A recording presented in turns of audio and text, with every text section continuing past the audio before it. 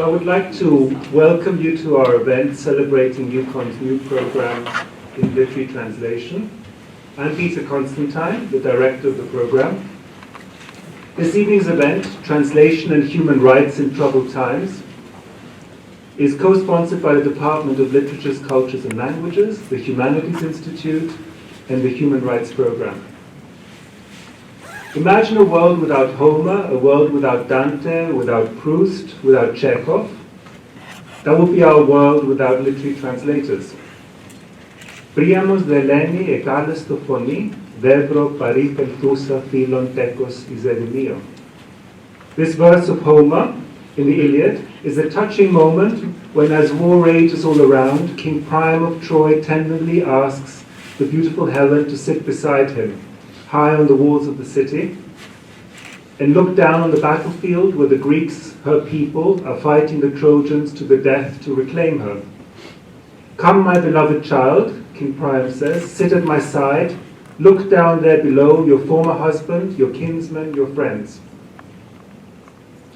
Today there are 13 million speakers of Greek, not to mention that Greek has changed in 3 millennia. How would anyone living in the world today understand what King Priam is saying to Helen if we had had no one to translate these words? Though English is the world's richest language in terms of international influence and supremacy, English is also one of the world's poorest languages when it comes to welcoming and taking in the vast literary wealth that lies beyond its borders. In the United States, less than 3% of all books published each year are translations, and of those 3%, less than 1% is literature.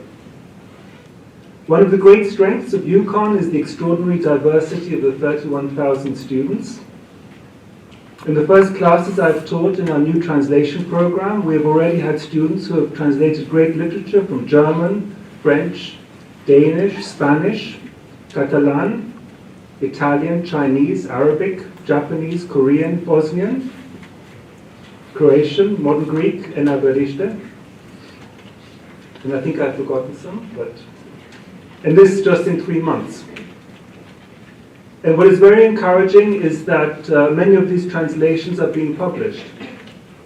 To celebrate our new program in literary translation, we have 3 guests this evening: Carles Torner, Edith Grossman, and Esther Allen, 3 of the foremost international literary figures. Each of our guests will speak, after which we would welcome questions from the audience. Our first speaker, Carles Torner, is the Executive Director of PEN International, the world's most influential institution advocating international literature, human rights, and freedom of expression.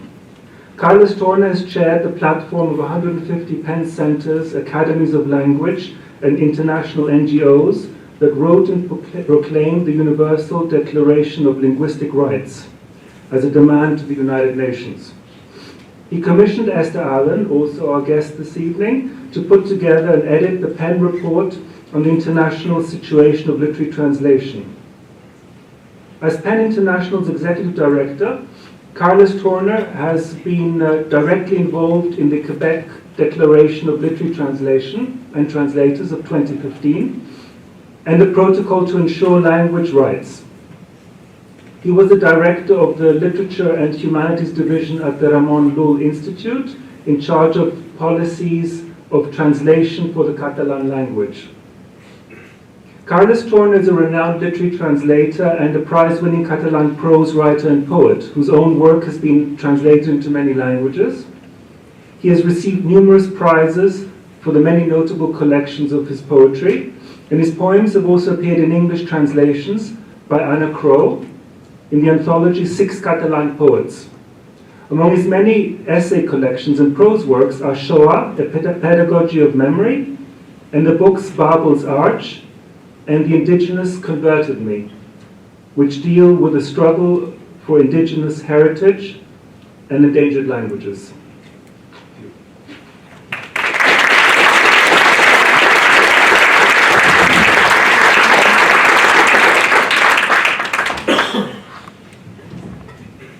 So thank you, Peter.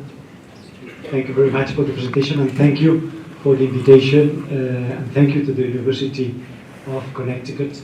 It is a real pleasure for me to be here and to participate in this celebration of the new translation program, and also it is a real pleasure to be together with Edith and Esther, with whom we have a long time friendship.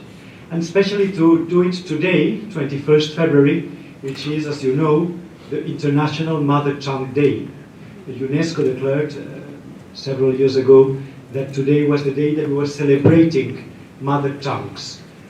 And in this context of celebration, we have to bring the reason why 21st February was decided to be Mother Tongue Day, which is a tragic reason. Let me mention just one name, Rafiq Uddin Ahmed, who died, who was killed in 21st February 1952 in Dhaka, in the capital of today's Bangladesh, East Pakistan at the time, in the context of Pakistan imposing Urdu as the only national language, imposing Urdu to all the Bengali speaking community. In 1952, Urdu had been decided already as the national language, excluding the language of the Bengali community. The schools had started introducing Urdu, and there was this revolt of students. There was the prohibition to demonstrate, and nevertheless, in a campus, in a university, like here, in the University of Dhaka, the students decided that they had to demonstrate in defense of their own language. And in an unexpected manner, the demonstration was going on, and at some point, the army started to shoot. According to some, there are different versions. At minimum 8 students were killed. Others say that dozens were killed. It's difficult to know the exact figures, but this was the beginning of the language movement for the Bengali community, which at the end, after many years, brought the independence of Bangladesh, based in this defense of the mother tongue of the Bengali language. So this international celebration of mother tongue is rooted in the martyrs, in the students who because of their peaceful claim for the language to be the language of university, the language of education, had to suffer on that day, the 21st February 1952. And when UNESCO decided the date, they chose specifically that date. And in November, I was invited as poet to the Dhaka Literary Festival, and it was the opening session, and they requested me of reading my poetry in Catalan, in my mother tongue, and it was I was really moved because of the immediate recognition for the diversity of languages by the public. It was a hall like this. It was crowded. And I had, there was just outside there was the monument in memory of the martyrs of the language movement. And this experience of the writers and the public in Dhaka, and myself as Catalan author, being cultures who had suffered persecution in the past and who at present are enjoying linguistic rights, the freedom of using our language school, in the streets, being published, was really very moving for me. And I think that it's a very good context for the celebration today. I'm going to try to draw some lines of what is the international context of languages, and as it's so complex and there is such a diversity of realities, I will explain a story, which is a story in which I have been involved as a member of PEN International. I am the director. I was appointed the director 3 years ago, but I've been involved as writer in our writers' organization for many years. And this story starts in 1993 in the island of Mallorca, where we were meeting poets, novelists, essayists from several literatures who, in this Committee for Translation and Linguistic Rights, we were defining that the struggle for the rights of all languages and all communities had to be always together with the effort of translating, of building bridges across literatures. And in this time, in 1993, we could already see the immensity of the destruction of languages. Just a few years before, there had been David Crystal, the social linguist, which had already made that prophecy that among the 6,000 languages in the world, at least half will disappear before the end of the 21st century. UNESCO had also alerted about the increasing path of the destruction of cultures because of the process of neoliberal globalization. And of course, in the room, we had writers representing communities who had to be in exile because in their own reality, in their own territory, their languages were forbidden or persecuted. We had the Tibetan writers in exile, Pen Center. We had the Uyghur writers in exile, Pen Center. We had the Kurdish Pen Center and several others. And we had also a very recent experience at that time, which was the experience of Ngugi wa Thiong'o. Probably you know the Kenyan writer Ngugi wa Thiong'o. He is in the short list of the Nobel for Literature in this past 10 years. He has been one of those who is expected to receive it sooner or later. Ngugi wa Thiong'o was for PEN International. We as organization, we work in the defense of our colleagues who are imprisoned because of what they write. But in the case of Ngugi wa Thiong'o, he had been imprisoned not because of what he had written, but because of the language in which he had written. He had written in Gikuyu, a play that an itinerant troupe of theater had been representing in Kenya, and he was detained because of the play being in Gikuyu language, and in prison he wrote his diaries, from which he issued this essay published in 1986 titled Decolonizing the Mind. And in this essay he makes a call to all African writers to go back to their national literatures. And himself, from that moment onwards, he started writing his novels in Gikuyu and himself translates them into English. In fact, 86 for Ngugi wa Thiong'o was a very paradoxical year. He had to escape. He could not stay in Kenya because it was, even in a meeting in Zimbabwe, the secret services of Kenya tried to kill him, and fortunately he could escape. But also in 86 he published this novel, Matigari, where there is this character, of course the novel written in Gikuyu, and the character expressing social unrest and revolt. And there was issued, the order exists, the order of detention for Matigari, for the character of the novel. So a fictional character was persecuted by the police of dictator Moi, and of course when it was evident that a fictional character is difficult to detain, is difficult to imprison, then simply the police started emptying the bookstores of the novel, and the novel simply disappeared. So in that diversity of context of persecution, and with this consciousness that the wave of cultural homogenization was destroying languages and was making hard life for so many literatures, we decided to write, in our naivety, I can say, we were quite innocent, we decided to prepare a universal declaration of linguistic rights.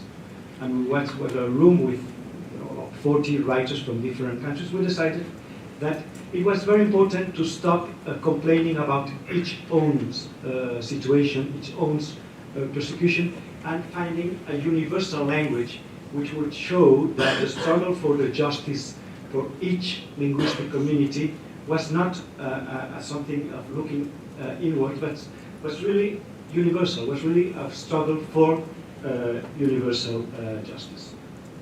And we did not know that it was a very good idea.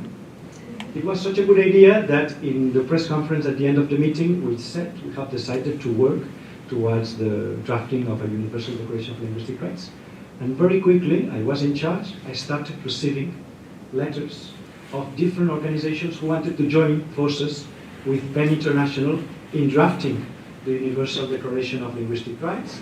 And we created this alliance with 61 academies of languages, international NGOs, and PEN centers from around the world.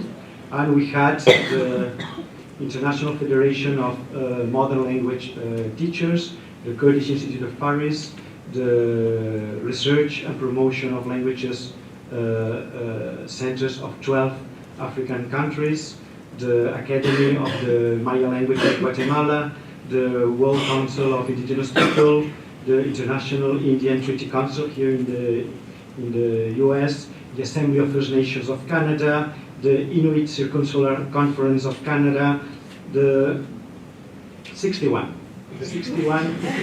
academies of language from all around the world, indigenous movements, persecuted communities who joined for 3 years. We created a scientific council and we drafted the declaration, Universal Declaration of Linguistic Rights in a language which was offered to UNESCO from the beginning for UNESCO to promote the declaration and to promote linguistic rights internationally.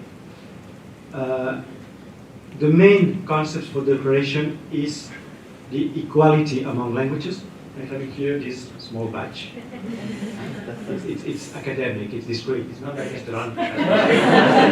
Resist. And it's simply lingualdad, equality among languages. So we consider that all linguistic communities have the same rights, and the language may be official or non-official. The linguistic community may be crossed by the border between two countries or not. The language may be considered minority or majority in the region or the state. It may be standardized or not standardized.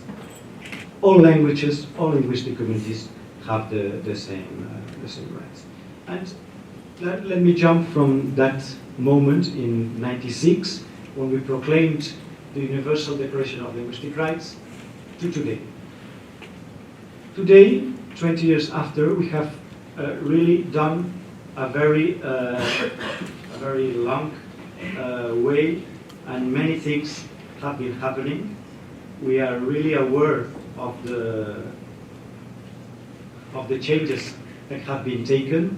We can see that globalization promotes this interlingua, this worldwide interlingua of English, but also processes of consolidation of languages at the regional level. My glasses are. Let's make a change.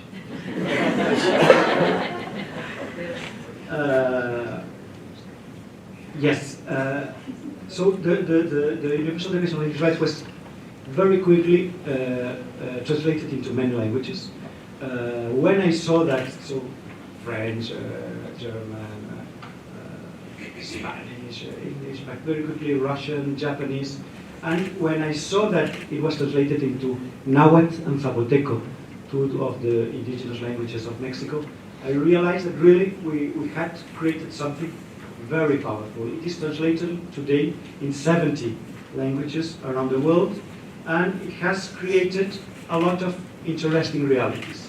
For example, it is the reference document for the linguistic laws which were approved in the late 90s and in 2008, 2009. The linguistic laws of Colombia, of Paraguay, which has laws that are really acknowledging the diversity of languages. Just to tell you that this was promoted from the very beginning by for example, by South Africa. Nelson Mandela became one of the promoters of the declaration together with Roberta Michu, because, and I remember in all those meetings in UNESCO, because the South African ambassador was telling our constitution in South Africa acknowledges linguistic rights for all linguistic communities. And we know that we have written it in the constitution, and this is just an horizon. We are very far from reaching full linguistic rights in the school, in the proper names, in the media, in the judiciary. We're very far of reaching full linguistic rights for all the linguistic communities in South Africa, but nevertheless we are struggling for it, and they are still struggling today to reach that horizon. So in these 20 years we have seen several countries where linguistic laws have been approved, and there is a serious process of development of linguistic rights. I think that at the level of study of conflicts, the idea of linguistic peace, of lingua pax, this concept that no peace can be built if there is not linguistic peace.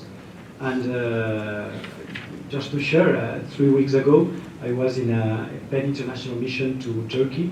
The main reason of the mission is that we have at present 151 journalists in prison. We were advocating for them in front of different ministers, and we visited the prison of Silivri in Istanbul. But we also had a special meeting with the Kurdish community, because maybe it's not such a visible reality today, but one of the strong repressions of the government of Erdogan is the repression against the Kurdish community. Last year there were incredible massacres in spring 2016.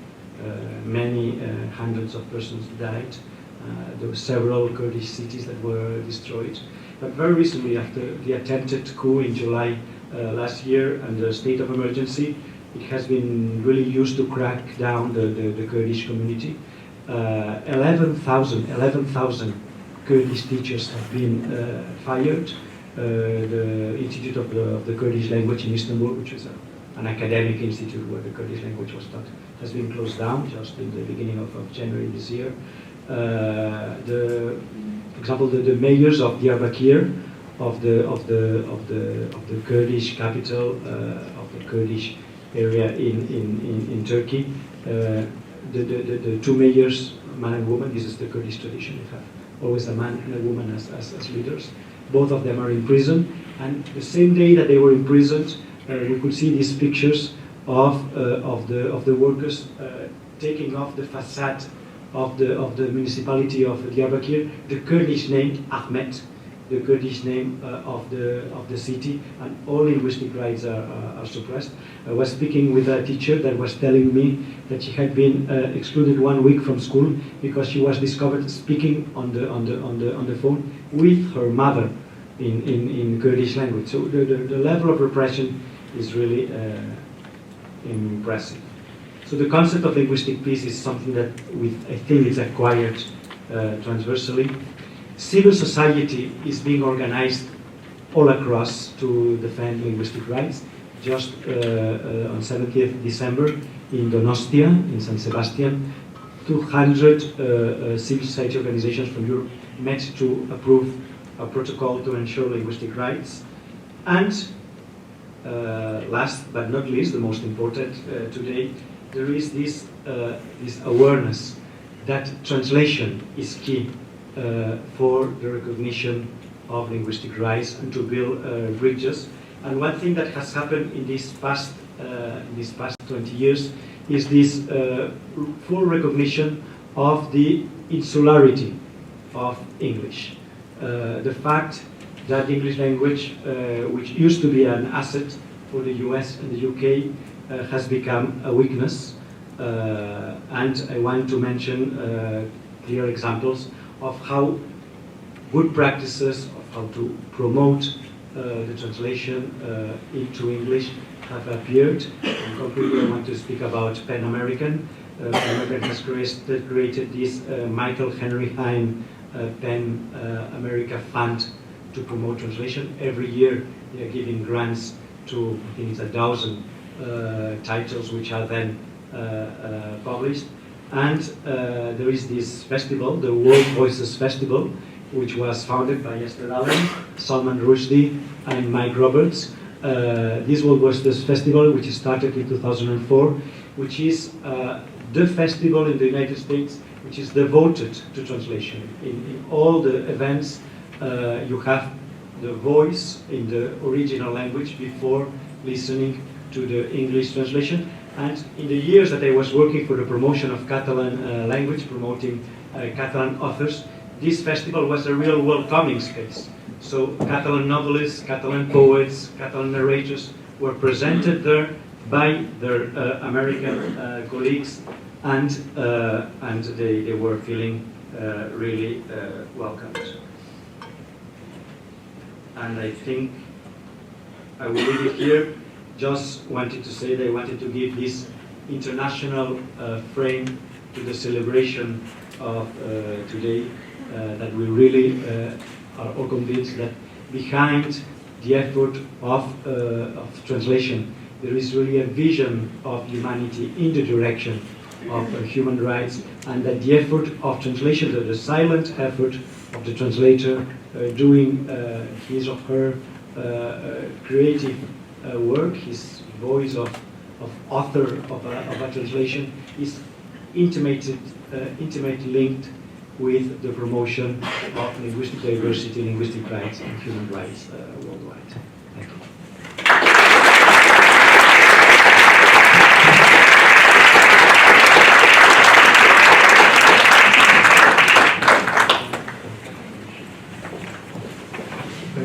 Thank you very much. Our next speaker, Edith Grossman, is one of the foremost literary translators in the English-speaking world. She has brought into English poetry, fiction, non-fiction by major Latin American writers, including Gabriel Garcia Marquez, Carlos Fuentes, Mario Vargas Llosa, Sor Juana Inés de la Cruz, among many others. Peninsular Spanish works that she has translated include Cervantes' Don Quixote, as well as his exemplary novels, poetry by Luis de Góngora, and works by Julián Ríos, Carmen Laforet, Carlos Rojas, and Antonio Muñoz Molina, among many others. Edith Grossman is the recipient of awards and honors that include Fulbright, Woodrow Wilson, and Guggenheim Fellowships, the Penn Ralph Mannheim Medal for Translation, an award in literature from the American Academy of Arts and Letters, the Queen Sophia Translation Prize, the Independent Foreign Fiction Prize. Edith Grossman has been inducted into the American Academy of Arts and Sciences. It's positively embarrassing. She received the Order of Civic Merit from the Spanish government too.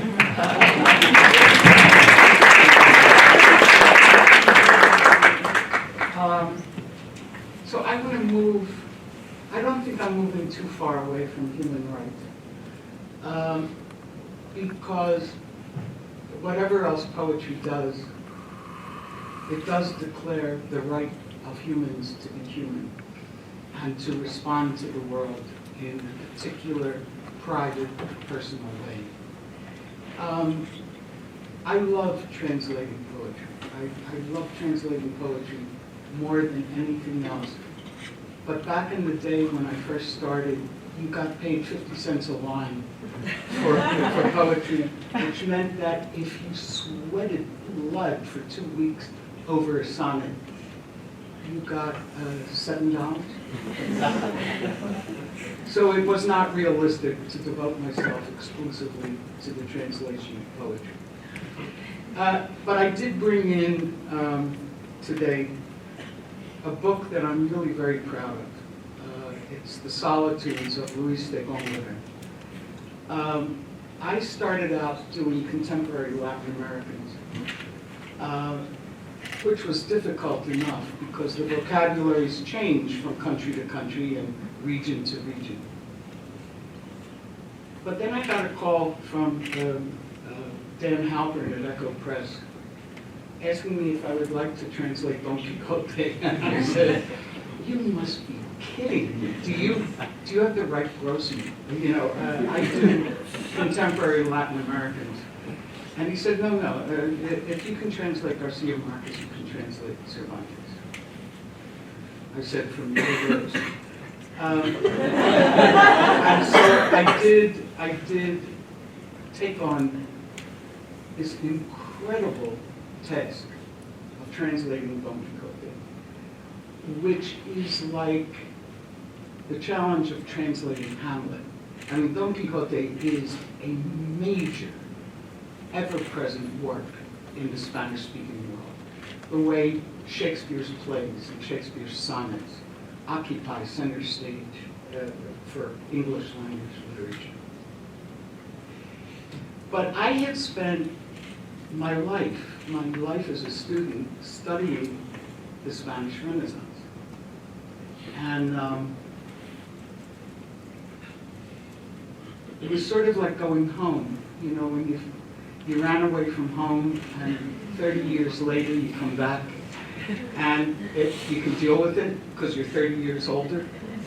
And I found myself over the years, since I did Don Quixote, which I think was published in 2003, I'm not exactly sure. All of you have magic phones, so you can check your update right now. I think it came out in 2003. I found myself returning to the 17th century, which hardly won any prizes as a time of human rights, or defending human rights, especially in Spain. And there was, in the 17th century, the most gorgeous and most difficult poem that had ever been written. And it's The Solitudes by Luis de Góngora. His poetry was so difficult that the historians of literature, who are not known for originality, called him the Prince of Darkness, because there was no way to shed light on what he was talking. Well, there is a way to shed light on what he was talking about. He was imposing Latin syntax on Spanish. And so the word order, the usual word order that you expect in modern language was not there. He was using another word order, another syntax. And it was a great challenge. It was much more difficult and much more challenging and in many ways, more gratifying to me as a translator to translate this poem than anything else I have ever worked on. I did tell myself in a moment of hubris, I guess you can only call it hubris, I did tell myself, wow, if I could do this, I can do anything. I can do anything in the world. So I thought that I would read to you the opening stanza. It's about 16 lines, it's not very long. The people who are not professional actors should probably never read in public, but I don't take my own advice. So I'll read this. I don't know, maybe I'll read you the Spanish first. Do you all know Spanish, or is it? Are there enough people here who know Spanish who want to hear the Spanish? All right. Are you going to say please? Please.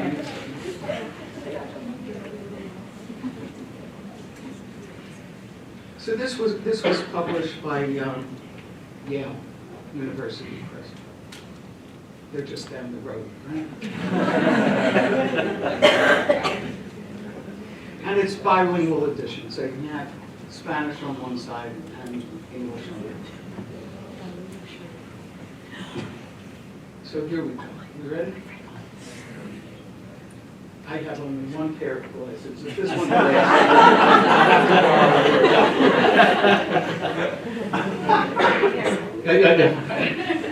breaks, don't breathe too hard. Okay, here comes the Spanish.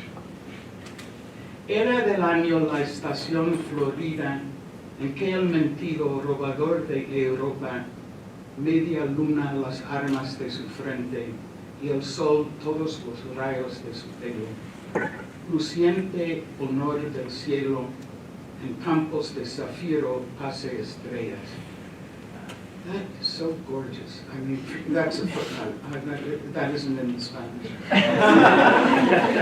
Cuando el que ministrar podía la copa a Júpiter mejor que el garzón de ira, náufrago y desdeñado sobre ausente, lagrimosas de amor, dulces querellas, da al mar, que condolido fue a las ondas, fue al viento, el mísero bremido, segundo de Arión, dulce instrumento. Okay, now, before I read my translation, I'll tell you one of the ways I translate poetry. I think it's very important to try to get the meter into the translation. Even though Spanish and English operate on different metric systems, we determine the meter of a poem by counting feet, which is a combination of stressed and unstressed syllables.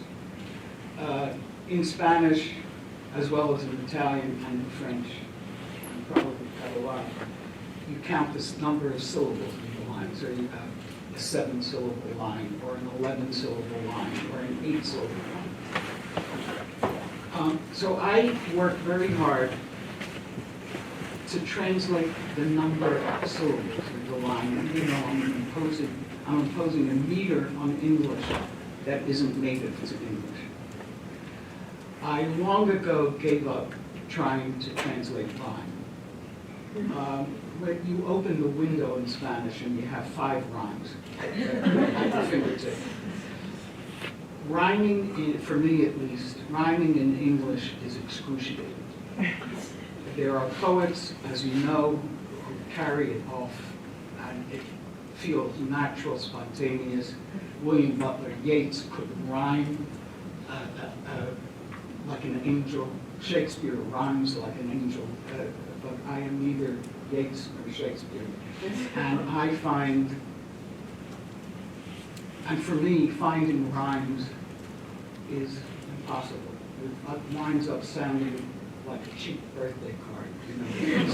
It's like not wonderful poetry. So I have given up on rhyme altogether.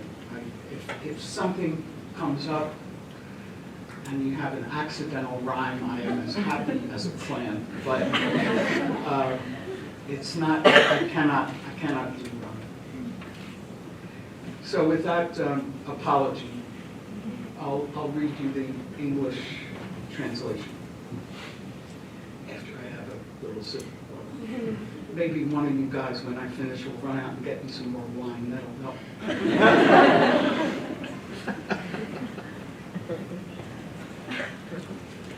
It was the flowering season of the year when Europa's false-hearted abductor, a half-moon the weapons on his brow, the sun's rays all the strands of his hair, O bright glory of heaven, grazes on stars in fields of sapphire blue. I'm going to interrupt myself. This was Góngóra's way of telling you when the action occurs, because he is describing Taurus, which is April 21st to May 21st. So it was springtime, and the bull Taurus was in the heavens. I find that stunning. It's just a remarkable set of images to my mind. Okay.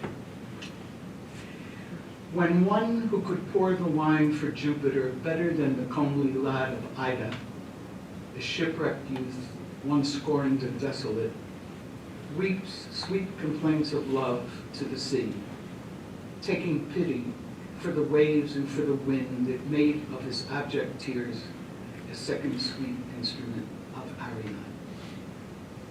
And if you want all the information that's in the footnotes, Ganymede of Ida was the cupbearer for Jupiter.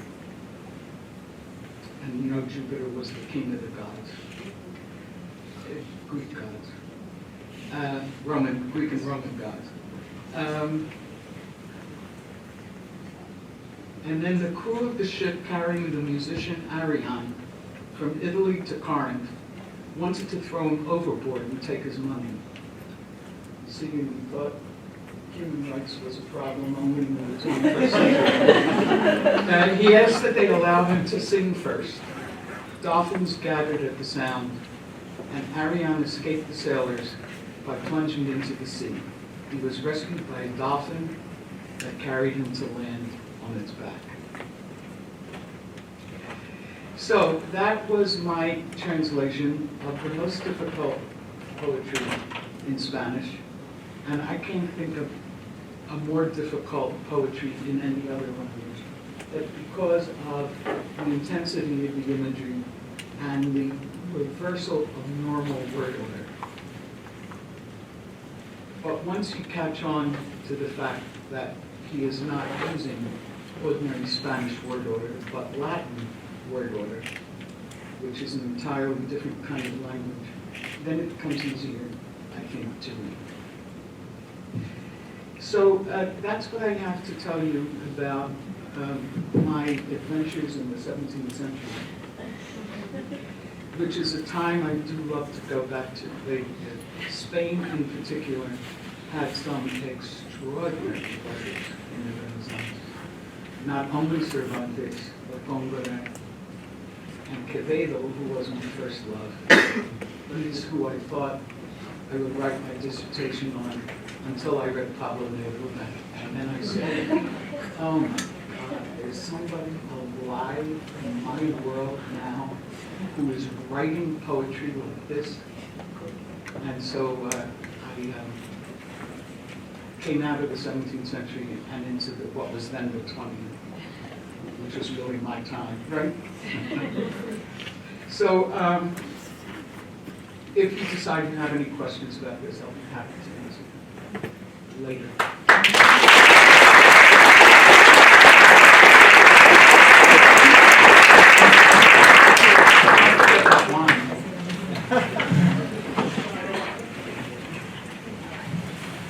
Our next speaker, Esther Allen, is a writer and translator who teaches at CUNY Graduate Center, PhD programs in French and Hispanic and Luso-Brazilian literatures and languages, and at Baruch College at CUNY. Among the many translations are works by Jorge Luis Borges, Gustave Flaubert, who was MIT. Esther Allen has twice received the National Endowment of the Arts Translation Fellowship. She's been a fellow at the New York Public Library's Kalman Center for Scholars and Authors, and at the Graduate Center's Leon Levy Center for Biography.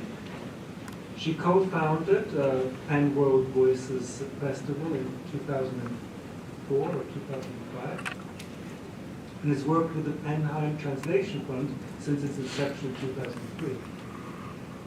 In 2006, the French government named her Chevalier de l'Ordre des Arts et des Lettres.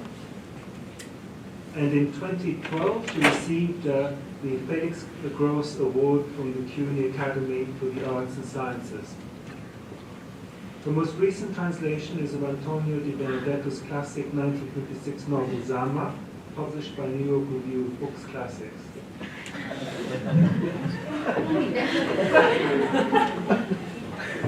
Yes, indeed. Pushing, right?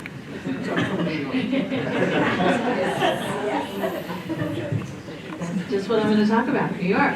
Good thing you mentioned it. Thank you all for being here, and thank you, Peter, for organizing this. I could not be more honored. I'm sharing the stage with three of the people I admire most in the world. And I'm so excited about this new program that's being launched here at Storrs. I'm actually quite jealous of all of you, because when I went to graduate school, there was no opportunity to study translation, which was the thing I was interested in. So I had to sort of make things up for myself. You guys have Peter to lead you, which is enviable. So I want to speak briefly about a kind of translation that might be considered non-literary, but I would like to problematize that question. When we talk about translation, the numbers that we tend to take into account are poetry and fiction. That's the kind of work that gets translated more than any other kind of work. But actually, the issue of translating nonfiction, and specifically translating journalism, I think is increasingly key. First of all, what are we saying about the rest of the world if the only thing that we're interested in about the rest of the world is its poetry and its fiction? And we ignore those discourses that focus on what's actually going on, and we don't translate them. But I'm actually, Carlos has presented the issue of the rest of the world, all the languages that are outside of our sphere, and Edith has taken us all the way back to the 17th century. And I want to talk about the here and now and translation in the local sphere, specifically the sphere of New York City. Especially in an atmosphere where, as you all know, people are being escorted off of airplanes for speaking Arabic on their telephones. I'm talking about right here in the United States of America. People are being screamed at on the subway for speaking in a foreign language, being accused of all sorts of vile things because someone doesn't understand what they're saying in another language. So I think in that context, the project I want to describe is particularly acute. And it's something called a hyper-local media hub. I'm going to define that term for you, but I want to share it with you, the hyper-local media hub. And I became interested in this hyper-local media hub primarily because of my work on the 19th century journalist and poet and founding father, José Martí, who was very, very much a part of the what we call the ethnic media scene. To this day, it's called the ethnic media. It means newspapers published in foreign languages that are not English in New York City. And there were, in Martí's time, literally hundreds of such newspapers. And some of them actually still survive. There's a Swedish newspaper that began publishing in 1893 that still publishes in New York City.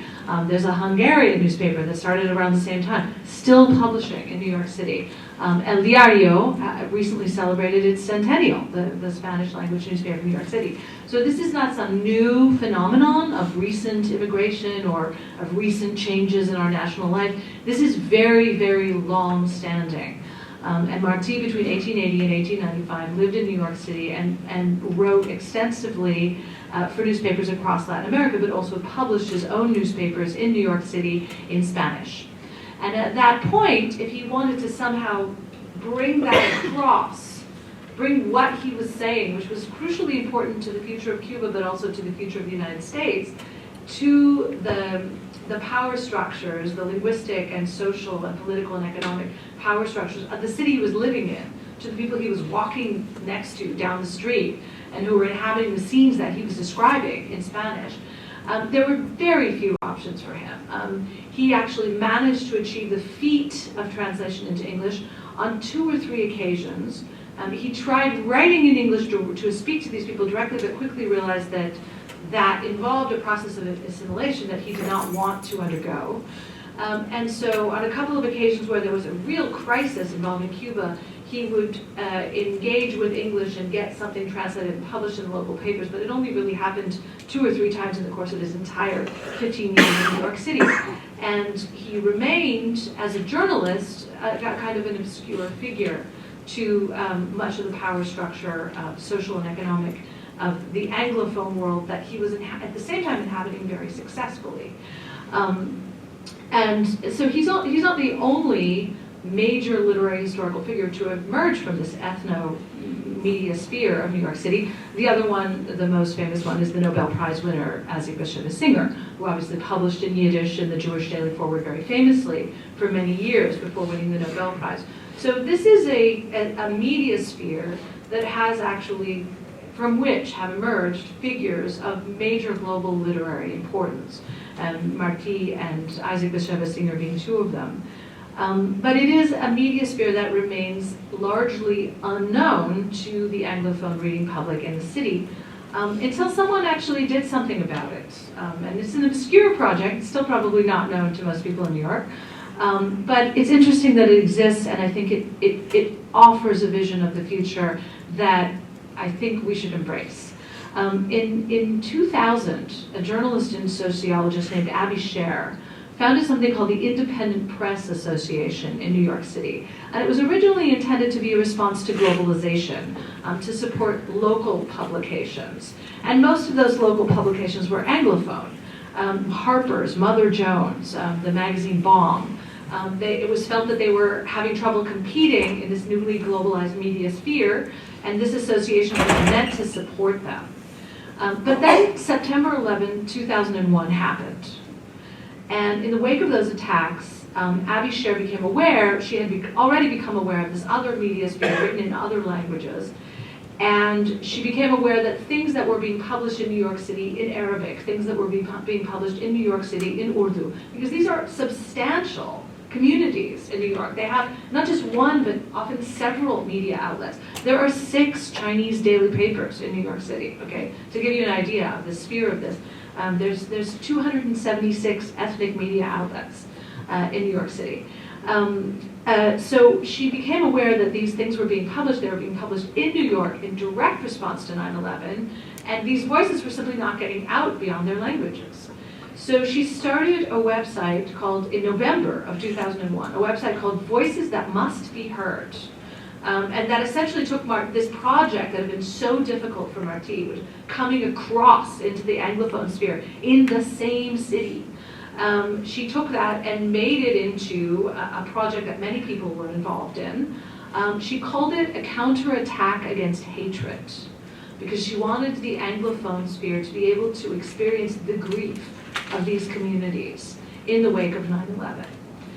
And those initial pieces that were published on the site in those early days, in that first year, are now part of the September 11 digital archive.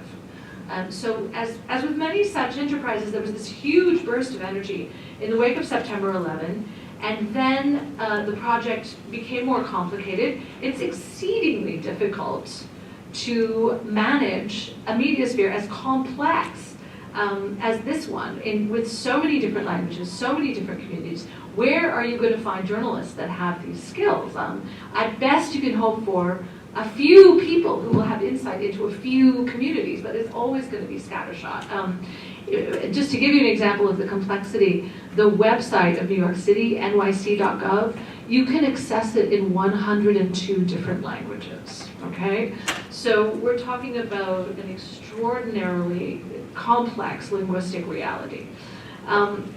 Eventually, Voices That Must Be Heard survived and found a home at the CUNY Graduate School of Journalism, where it's now called voicesofnewyork.org. You can go to it today, you can go to it right now.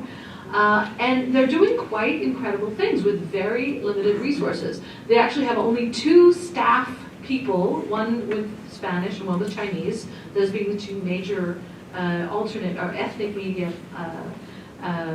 communities of New York.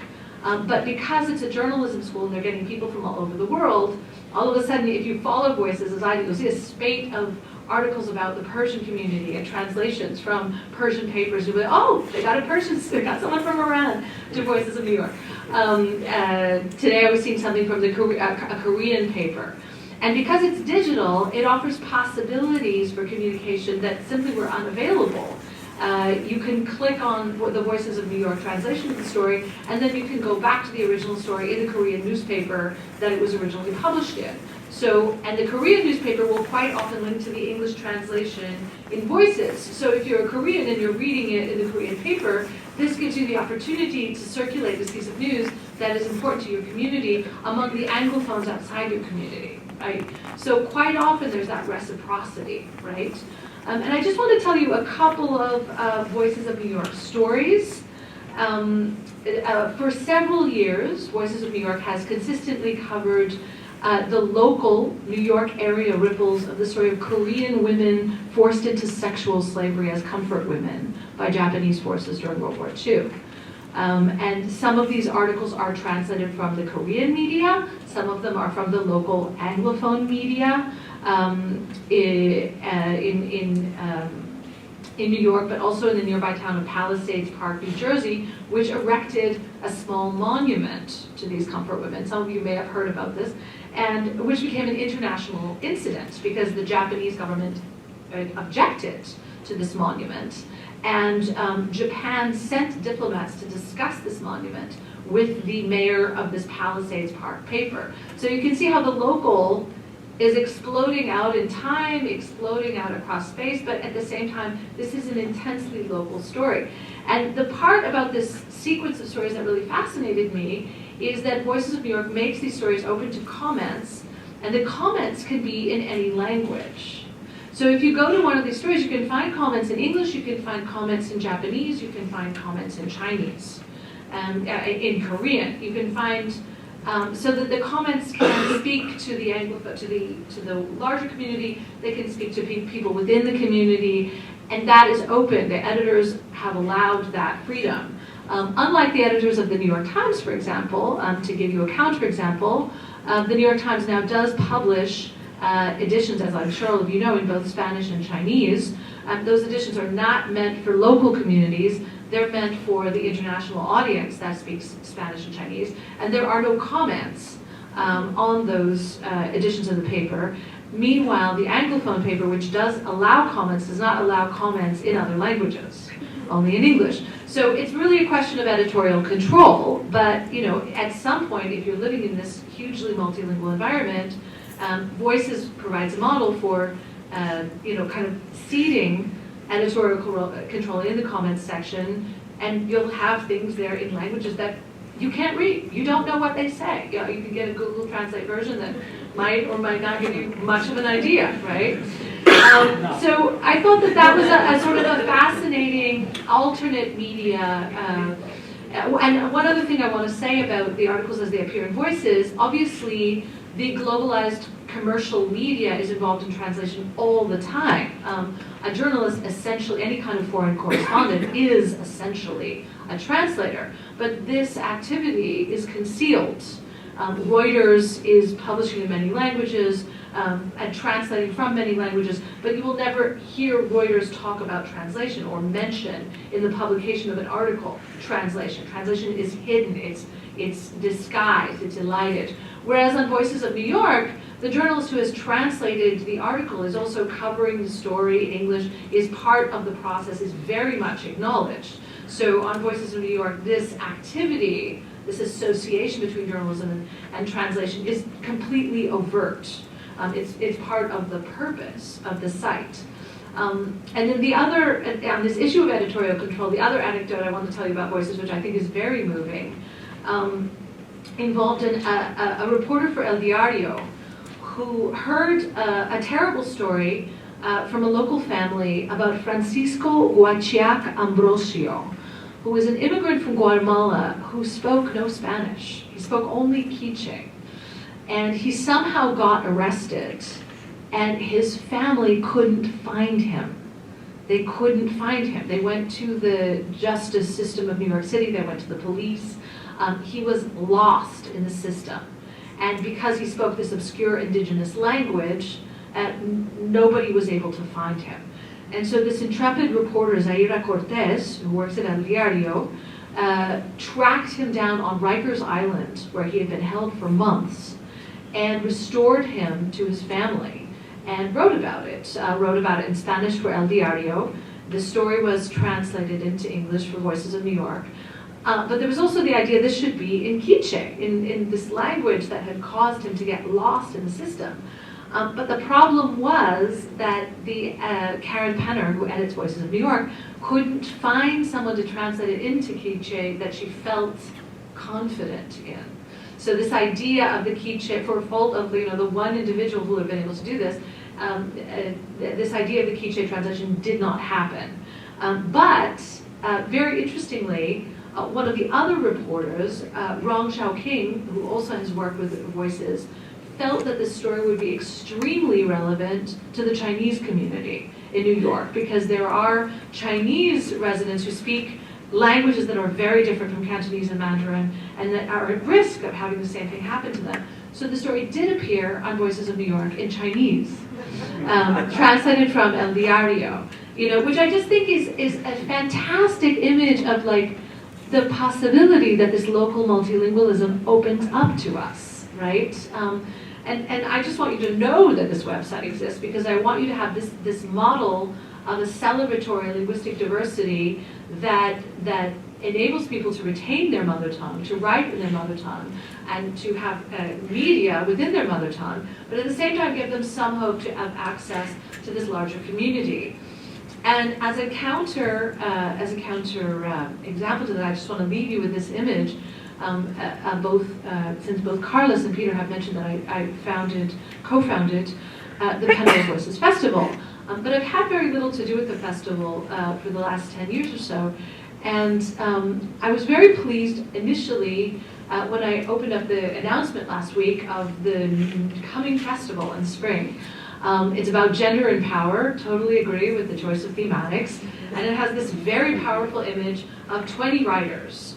And the first thing you notice about them is that none of them is a white male, which is great. And they all look. You're a white male. I think at this point, even if you're a white male, I think that this fact of yourself. In fact, the person who put the whole festival together is a white male. So I think he's probably feeling as just as celebratory as I am. I like to hope. So I was initially feeling very empowered by this image of these incredible faces, these beautiful people from all over the world, looking so strong and fierce. And then I reflected back that when we founded the festival, our initial idea was that we would have about 30% Anglophones and maybe 60-70% people who didn't write in English, because the whole point of the festival was to foreground non-Anglophone literature, to bring in people from other languages and give them access to English writing. And one of the things that I've watched happen is that, that it's now about 70% Anglophone and 30% people writing in other languages. And so I looked at this spectacular array of glamorous, beautiful, diverse faces, and I thought, well, how many of them don't write in English? And I started looking. There were some I weren't familiar with, so I had to check into their background a little bit. Out of this array of 20 faces, one doesn't write in English. Then she lives in New York City and speaks fluent, perfect English, so she's very much part of the Anglophone media sphere. So the whole idea, the whole initial founding impulse, which was creating an awareness of linguistic diversity on top of all of the other kinds of diversity that we've been so aware of, it seems to have been completely forgotten in this moment where all of the kinds of diversity that we've been celebrating and defending are under attack. And I was very disappointed in that, because I think that the defense of linguistic diversity as a profoundly important kind of diversity that has been mounted in this country since 2001 particularly is extremely important, and one of the most terrible things that could happen in the current political situation is for that form of diversity, now that all forms of diversity seemingly are under attack, for that form of diversity to be sidelined or to be forgotten about. So I'll just leave you with that, and thank you so much for being here.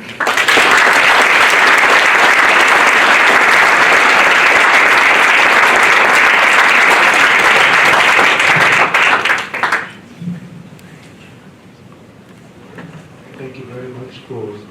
I'd like to thank our speakers, and we would like to take some questions from the audience. Do we have a microphone?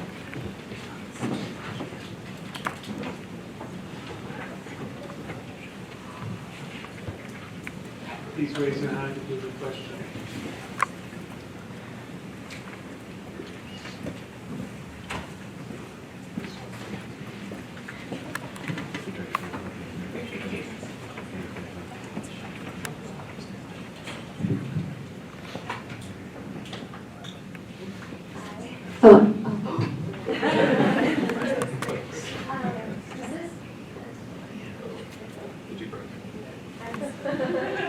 Hello? I think it's the projectile voice. Actually, you can speak up, we can hear you. Yeah. This is pretty good, yeah. This is for Esther. You said you would define the hyper-local media hub. Could you define that? Oh. Voices of New York is a hyper-local media hub. And actually, after 9/11, a number of them were founded, mostly within journalism schools. And in fact, the New America Foundation, I'm really glad you asked that question because this was something I had meant to mention. The New America Foundation had this link, this like web of hyper-local media hubs across the country. And what's happened is that many of those links have gone dead, and the ones that have survived are engaged in translation between Spanish and English, but not in this larger context that Voices tries to address. So, and I was talking to Karen Pernar, who's the current editor of Voices, and she was actually going to, a sort of a multilingual media conference, and all of the other people were involved in sites that just did English and Spanish. She was the only one that was truly trying to be multilingual in this sort of, much more a wide-ranging way. So the hyperlocal media hub, as far as I know, the only one that truly lives up to that name at the moment is voicesofnewyork.org.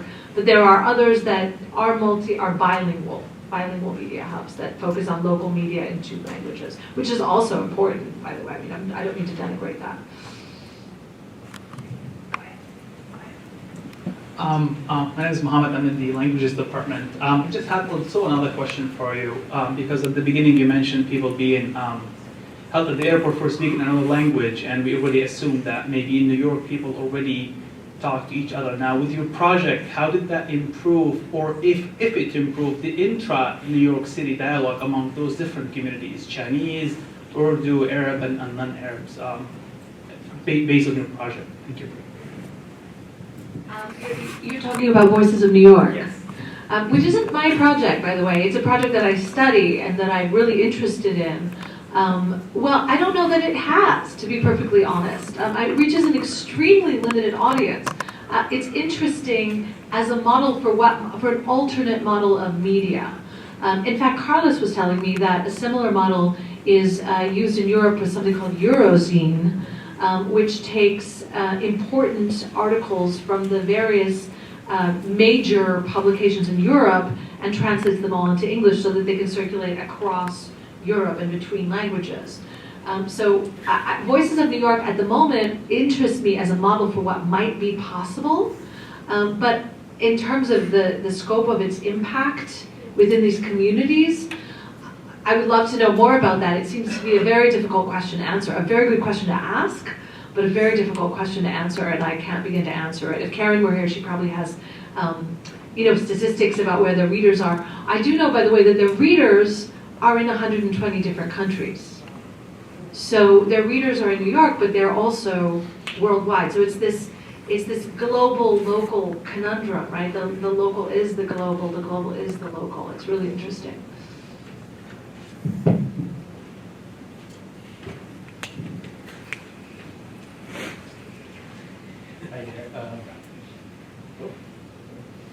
I was wondering, I've been reading an old book by Neil Postman called Amusing Ourselves to Death. And he talks a lot, pardon the big word, about epistemologies and how print culture carries with it a certain way of thinking, and that post-print culture carries with it another way of thinking. And one of the things I've always found difficult is how to explain to a monolingual person that in greater or lesser measure, the language carries with it another way of thinking. Do any of you have any tips as to how to help people who have not gone through the process of learning languages, how they might be enlightened to the idea that there's more than just the words and that there may be a way of thinking that goes with it? I don't know, you might ask them what they're waiting for.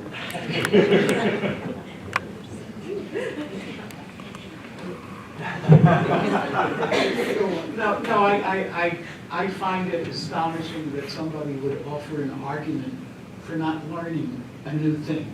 It's just mind-boggling to me. It's like a glorification of stupidity to say, oh, that's new, I don't want to learn it. What is that about? Well, we can talk about politics and talk about what that's about. But it seems to me that one's perception of the world and the language that one speaks are so intimately connected and so intimately tied together that I'm not even sure if I'm capable right now of breaking them apart and analyzing them. But certainly one of the fastest ways to get into another zeitgeist, to get into another worldview, is to think about things in a different language from the one you're used to. I guess I'm a fan of that because I earn my living as a translator. So thinking about how one expresses ideas and emotions in two different languages is something that I deal with every day. So I'm not sure if I've answered your question, but I did want to speak to the issue. I have very little patience with people who are totally satisfied with where they are in life and don't care to add anything on, like another language or another point of view. Okay, I'm sorry. I back off. Just the research on pedagogy, the research shows that students who from the early ages are educated in several languages not only can learn easily 2, 3, 4 languages, but they are very good in other ways, in abstract thinking. So the research shows that really adding languages improves the whole thing. In Finland, which is according to the PISA result, is one of the highest education systems for its results. Students learn very easily Finnish and Swedish and English and other languages that are offered. And you and me, we know the situation in Catalonia, where all students are bilingual, Catalan and Spanish, but also English, and sometimes French, German in some of the schools. And to the children of the immigration in pilot schools, but there are already a few dozen pilot schools, they are also offered teaching in their own mother tongues. So in Arab, in Amazigh, in Romanian, Ukrainian. So you have these children of the immigration which are arriving with, let's say, 8, 9 years old to Barcelona, and they are illiterate, and immediately the school system offers them 4 languages. So Catalan, Spanish, and English, and their mother tongue, and it works. It works. After a few years, they manage themselves in 4 languages. So just mentioning this research, and one of the good things to tell people who are not used to this linguistic diversity is, for example, when the children of the immigration arrive to the schools, there is a survey, and they are asked, have you been surprised that here there are 2 languages spoken? And usually the children coming from Latin America, they say, yes, it's surprising. And the children from the African immigration, they answer, yes, only 2. They're used to we know that there are societies where 3, 4, 5 languages are really mixed. The Maya languages, for example, I remember a case I studied for one of my books, the Congress of Maya Languages of 1974, of the beginning of the movement of the indigenous dignity in Chiapas, and they had 7 languages, plus Spanish, 8, and they needed translation. And then how do you do it?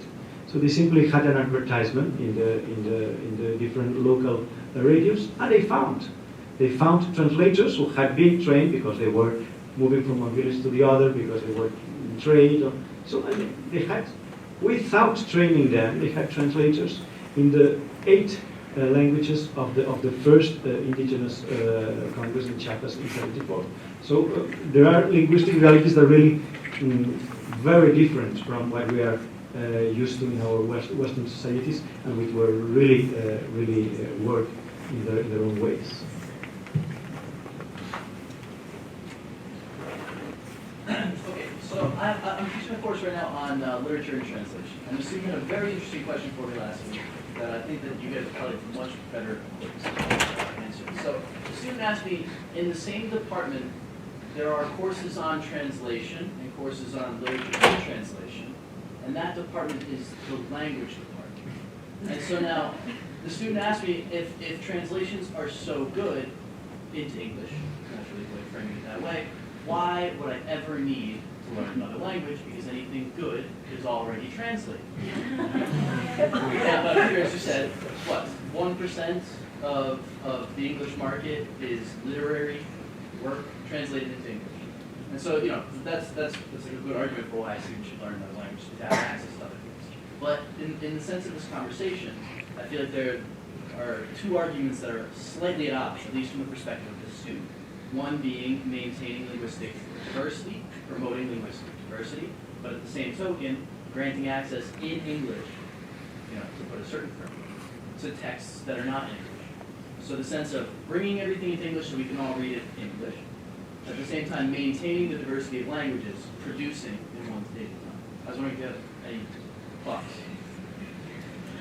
I love English. It's the language I grew up in, it's the language I dream in, and it's the language I translate into. So I feel very connected to English. However, not everything good has already been translated into English.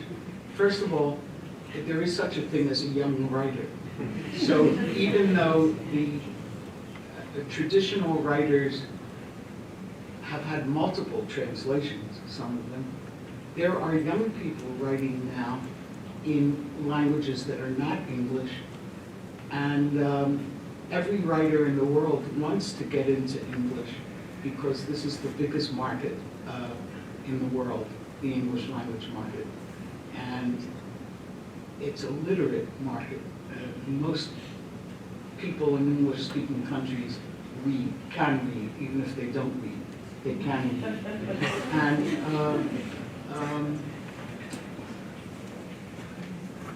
have I answered your question? Yeah, I mean, not everything has been translated. Some things have been translated multiple times.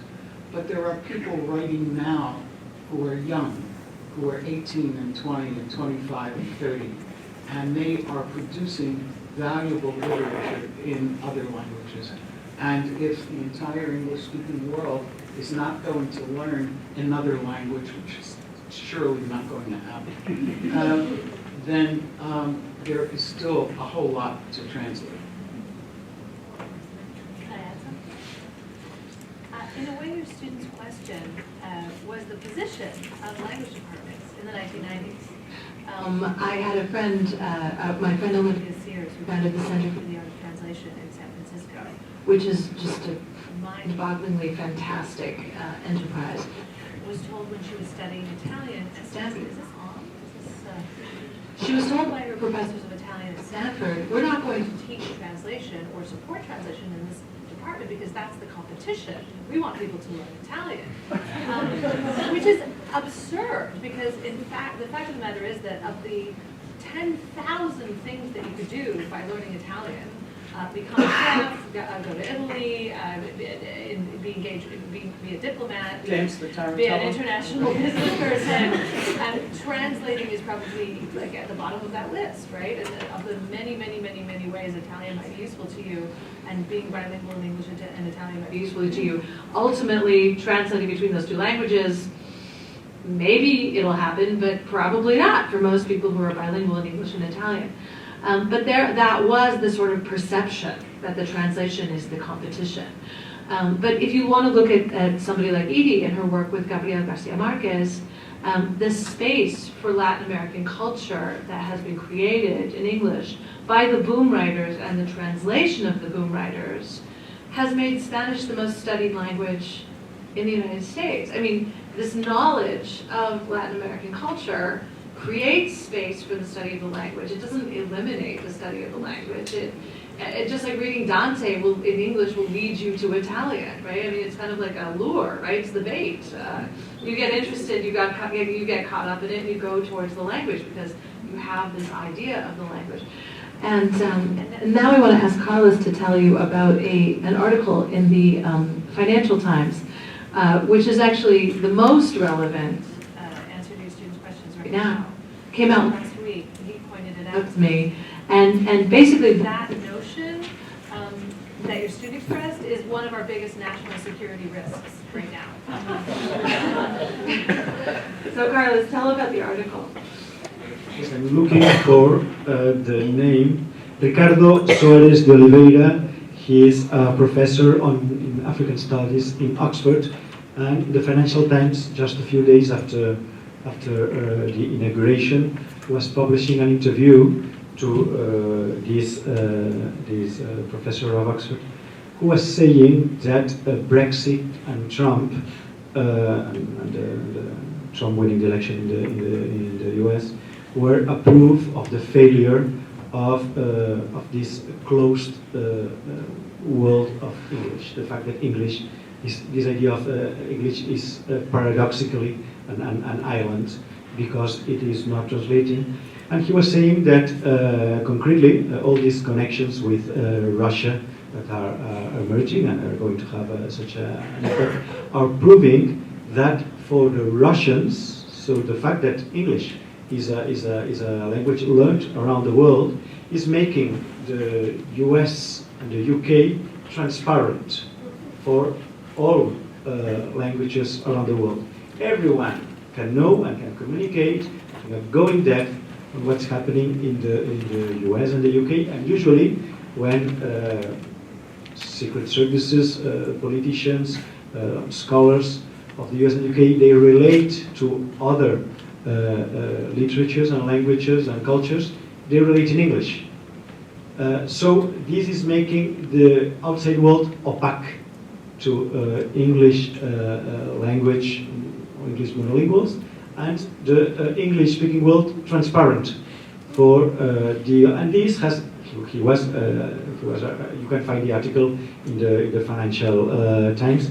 He was saying that the English language that used to be an asset for the US and the UK is now its weakness because it's for the Secret Service or for any other group. It is making very easy to manipulate, to infiltrate, to control without having capacity of reaction inside the US and the UK.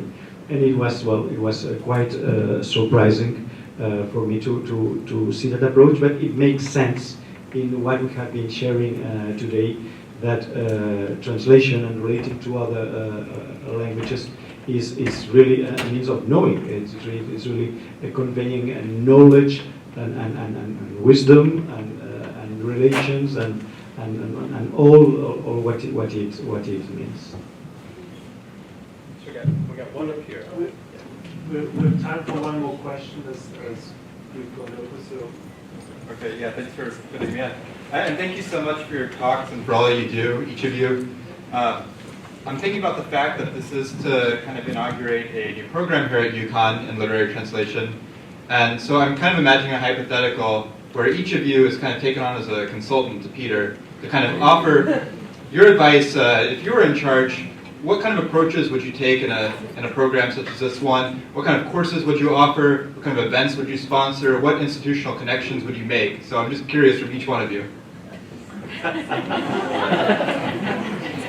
I swore many years ago never to be an administrator, so I don't think I can, I'm not sure how I would answer that. Well, can I rephrase it then? Yes. What would be the most important thing for a program such as this one to accomplish? What would the students who enter this program, would you want them to come away with?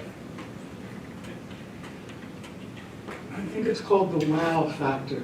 I think coming away saying, wow, I didn't know that existed. I didn't know that there were books like that. I didn't know there were poets like that in whatever language.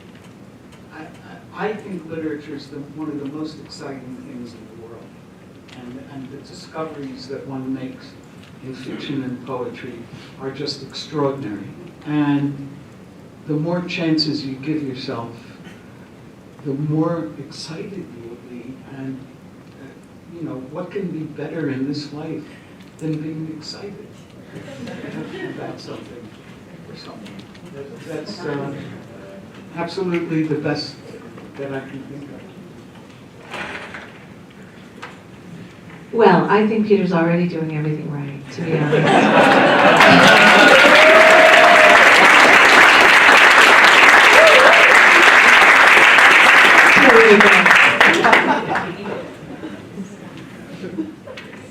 I would just simply say that the approach of Peter, what we have been able to share, is really it's an excellent approach. So understanding the reality of the university as an incredible human and linguistic capital.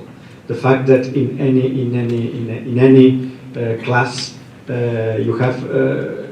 you may be using English as a means of communication, but there is such a richness of languages here, and this means a lot of connection. So the fact of bringing into the university, into the research, this incredible wealth of knowledge of the different languages that everyone speaks, and the different civil society organization to which you may be linked to, and what this network of translations is in each of the students and members of the university. I think it's a fantastic approach to develop research, and I am very pleased to have been able to meet Peter Constantine and the program here, and this intention of linking translation with this universal perspective of human rights.